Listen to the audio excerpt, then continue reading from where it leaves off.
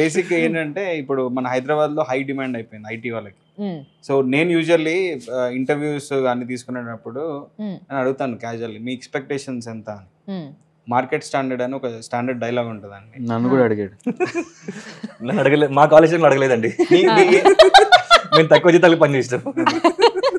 నీ market standard అంటే ఏంది, ఎంత పర్సెంట్ ఉంటుంది? నా మార్కెట్ చాలా పెద్దది. అది సో ఒక్కొక్కరికి ఒక్కొక్క డెఫినేషన్ ఉంటుందండి. మార్కెట్ గురించి మాట్లాడదాం. 30% అని నేను అనుకుంటున్నా, ఇతను అనుకుంటాడు. నేను అనుకుంటున్నా, సారీ, ఇతను 10% అనుకుంటాడు. నేను అనుకోవట్లేదు. లో సాలరీ అన్నావు కదా. ఓకే అనుకుంటా 10%. 30% అని అందరు అనుకుంటారు. అసలు దానికి డెఫినేషన్ లేదు. ఇతను లాంటి ఐటీ పర్సన్స్ 100%, 150% అని చెప్పేస్తారు. ఇస్తాము, కంపెనీస్ రెడీ ఉన్నాయి, డిమాండ్ ఎక్కువ ఉంది, స్కిల్ అవన్నీ హైదరాబాద్ లో అంతా తక్కువ ఉన్నారు. లోపలికి వచ్చిన తర్వాత ఇతను చెప్పిన ప్రాబ్లం అవుతుంది.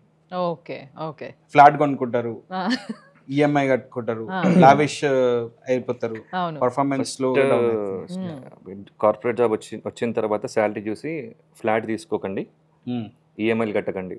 That's very first rule if you want to do. ఇంతకీ మీరు ముగ్గురు ఫ్లాట్లు తీసుకుర్రా లేదా? మేమా? నేను తీసుకున్నా.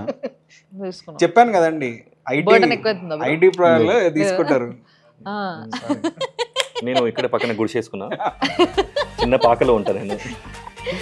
పక్క పాకనే నాది.